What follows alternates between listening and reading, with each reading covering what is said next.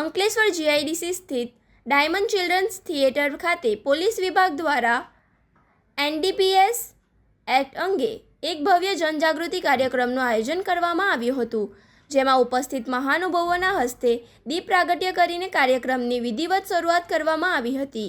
આ જનજાગૃતિ અભિયાનમાં અંકલેશ્વર વિભાગીય પોલીસ વડા ડૉક્ટર કુશલ ઓઝા, અંકલેશ્વર ઉદ્યોગ મંડળના પ્રમુખ વિમલ જેઠવા, નોટિફાઈડ એરિયા ભાજપ પ્રમુખ જય તેરૈયા અને ઉદ્યોગ મંડળના પૂર્વ પ્રમુખ જશુ ચૌધરીના સહિત અગ્રણીઓ અને પોલીસ અધિકારીઓ ખાસ ઉપસ્થિત રહ્યા હતા. આ ઉપરાંત શહેરની વિવિધ શાળાઓ અને વિદ્યાર્થીઓ, શિક્ષકો મોટી સંખ્યામાં હાજરી આપી નશામુક્તિ સમાજ નિર્માણના સંકલ્પને ટેકો આપ્યો હતો. ડૉક્ટર ટલલ સાધુ અને ડૉક્ટર બિશ્વા દેસાઈએ ડ્રગ્સના સેવનથી માનવ શરીર, મગજ અને માનસિક સ્વાસ્થ્ય પર થતી ગંભીર અને જીવલેણ અસરો વિશે વિસ્તૃત વૈજ્ઞાનિક માહિતી આપી હતી. એનડીપીએસ એક્ટ 1985 હેઠળ ડ્રગ્સ રાખવા, તેનું સેવન કરવા, ઉત્પાદન કે હેરાફેરી કરવા બદલ થતી કડક જેલની સજા અને કાનૂની જોગવાઈઓ વિશે લોકોને માહિતગાર કર્યા હતા.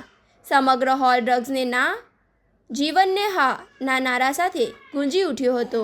કાર્યક્રમ દરમિયાન નિષ્ણાતોએ ચિંતા વ્યક્ત કરતા જણાવ્યું હતું કે ડ્રગ્સ માત્ર એક વ્યક્તિ જ નહીં, પરંતુ તેના આખા પરિવાર અને ઉજ્જવળ ભવિષ્યને હોમી દે છે. સમાજને નશામુક્ત બનાવવા માટે માત્ર પોલીસ જ નહીં, પણ દરેક નાગરિકે જાગૃત થઈને ડ્રગ્સ વિરોધી આ અભિયાનને ખભેથી ખભા મિલાવીને ભાગીદાર બનવું પડશે.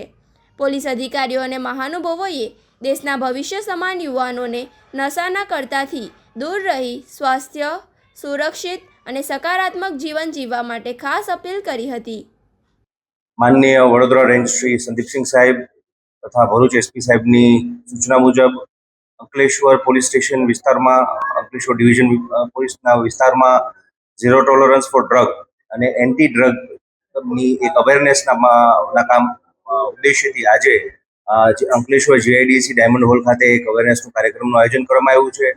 જેમાં મુખ્યત્વે શાળા અને કોલેજના પ્રિન્સિપાલ, ટીચર્સ, સ્ટુડન્ટ્સ, પેરેન્ટ્સ તથા તેમને અવન જવનમાં જે પણ લોકો ડ્રાઈવર્સ છે કે જે બસના સંચાલકો છે તેમને અત્યારે ઉપસ્થિત છે અને તેમના ડ્રગ્સ અવેરનેસ અને ડ્રગ્સથી કેવી રીતે દૂર રહી શકાય અને કદાચ કોઈ પણ વ્યક્તિ ભોગ બને છે તેમાં પોલીસની કેવી રીતે મદદ લઈ શકાય અને કેવી રીતે આપણે આપણી સોસાયટીને ડ્રગ્સ ફ્રી રાખી શકીએ તે બાબતેનો એક અવેરનેસનો તથા એક પ્રકારની ડિસ્કશનનો તથા એક ઇન્ટરેક્ટિવ સેશનનું આયોજન કરવામાં આવ્યું છે.